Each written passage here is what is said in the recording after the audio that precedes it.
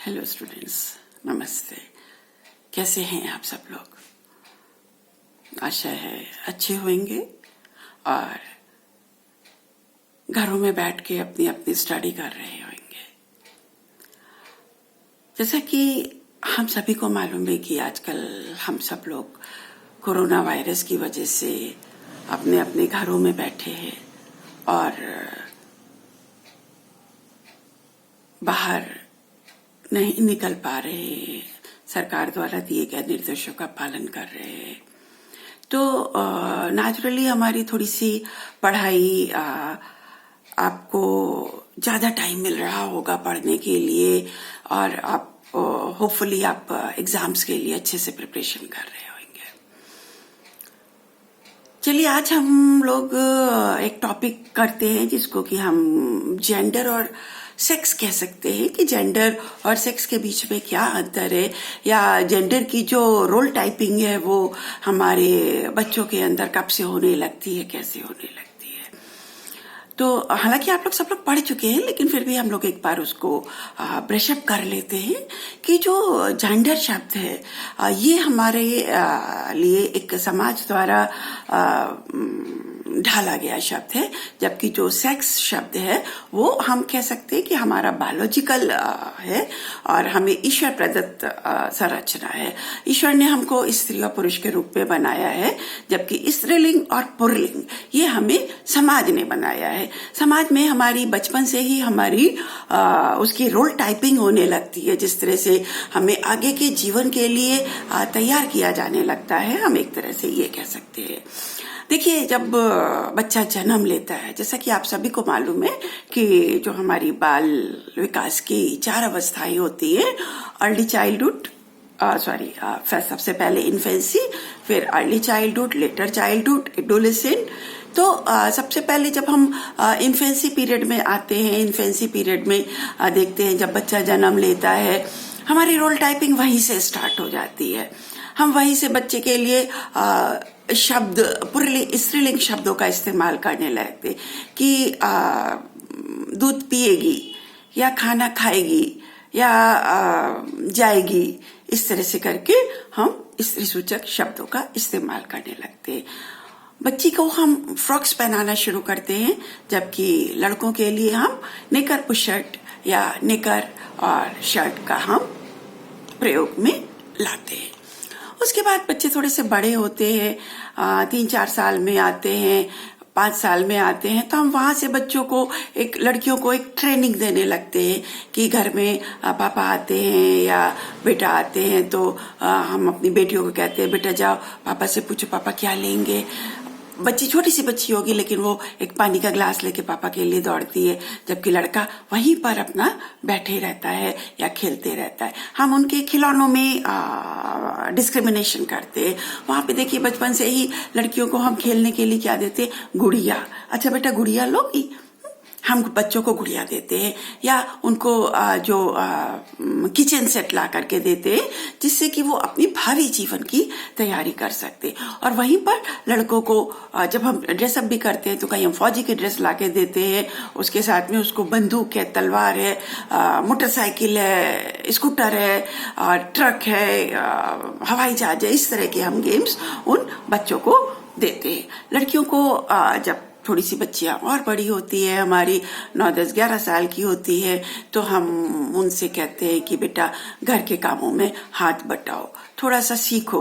बहुत छोटे छोटे से काम है कि जैसे बेटा सब्जी ले आओ, सब्जी उठा के रख दो, कपड़े उतारो, कपड़े तय करो। छोटे छोटे कपड़े हम अपने बच्चों को देते हैं तय करने के लिए, या उनसे कहते हैं बेटा झाड़ू लगाओ, अच्छा ये पोंछ के रख के आओ। अच्छा, कुछ कुछ काम हम अपनी बच्चियों से करवाने लगते हैं, चाहे कैसे भी किसी ना किसी फॉर्म में हम अपनी लड़कियों को घर के कामों में इन्वॉल्व करते हैं, जबकि हम लड़कों को इन कामों में नहीं इन्वॉल्व करते। हालांकि सिचुएशन थोड़ी सी चेंज हुई है, लेकिन अभी भी उतनी नहीं चेंज हुई है जितनी की होनी चाहिए। हम अपने लड़कों को ट्रेन नहीं करते, हम अपने लड़कों से झाड़ू के लिए नहीं कहते, क्योंकि लड़कों का काम क्या है, बाजार से सामान लाना, उनको घर चलाना, वो सारी यहाँ तक कि आप देखिए कि जो हमारा करिकुलम है, जो हमारी पाठ्य पुस्तकें हैं, उसमें भी एक जेंडर डिस्क्रिमिनेशन कहीं ना कहीं छुपा हुआ है।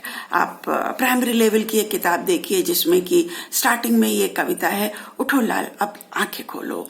माँ बड़े प्यार से अपने बच्चे को उठाती है कि बेटा उठो लाल, उठो और अब आंखें खोलो, सुबह हो गई है। मीन्स कि अब वो जो माँ का सारा लाड़ दुलार है, सारा प्यार जो है वो उसके अपने लड़के के लिए है। एक और कविता देखिए जो कि हम अक्सर पढ़ते हैं कि खूब लड़ी मर्दानी वो तो झांसी वाली रानी थी।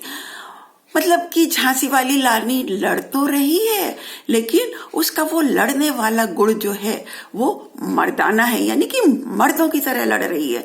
यानी कि जो लड़ने वाली जो कैरेक्टरिस्टिक है वो किसकी होनी चाहिए? लड़कों की होनी चाहिए, मर्दों की होनी चाहिए। जबकि हम अपनी लड़कियों को शुरू से कहते हैं बेटा धीरे बोलो, बेटा सॉफ्टली बोलो, बेटा चीख क्यों रही हो, बेटा चिल्ला क्यों रही हो। उसके बाद एडोलेसेंट में आती हैं लड़कियां, 50 तरह के रिस्ट्रिक्शंस हम अपनी बच्चियों के ऊपर लगा देते हैं। बेटा कहाँ जा रही हो, कितनी देर में आओगी, किसके संग जा रही हो, क्यों जा रही हो, पापा पूछेंगे तो हम क्या जवाब देंगे। मतलब हम पता नहीं कितनी पाबंदियों में अपनी बच्चियों को रखते हैं। घर से बाहर क्यों जाना है, जरूरी है, रात में इस समय मत जाओ, कल चली जाना, सुबह चली जाना।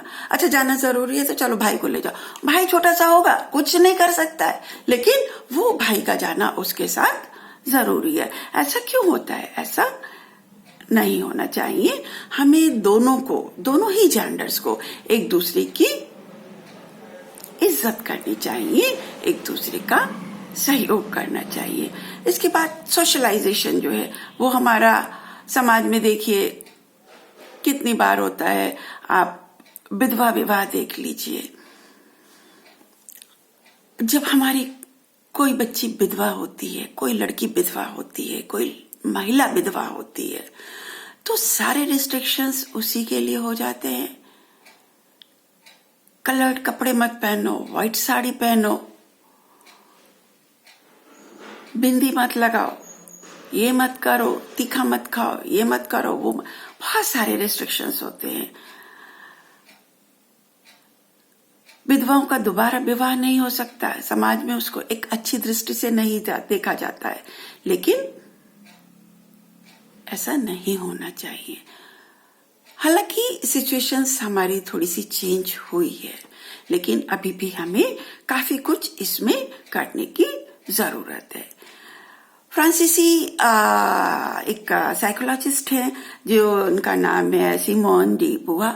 उन्होंने कहा है अपनी पुस्तक द सेकंड सेक्स में कि स्त्रियां जन्म नहीं लेती हैं, स्त्रियां बनाई जाती है। उनका सोशलाइजेशन, उनका समाजीकरण इस प्रकार से होता है कि हम उनको घरों में रहने के लिए, उनके ऊपर रिस्ट्रिक्शन रहने के लिए, घर के काम करने के लिए, उन सारी चीजों के लिए हम उनको बचपन से तैयार करते हैं, हम उनको बचपन से प्रिपेयर करते हैं। थैंक यू बच्चों। इसके बाद आगे आपको जो भी टॉपिक लगे कि जिस पे आप चाहते हैं कि मैं थोड़ा सा आपको बता दूं, समझा दूं, वो प्लीज आप हमको वीडियो कॉल करके, फोन करके, व्हाट्सएप पे किसी भी तरह से आप मेरे से कांटेक्ट कर सकते हैं। Thank you, bye bye.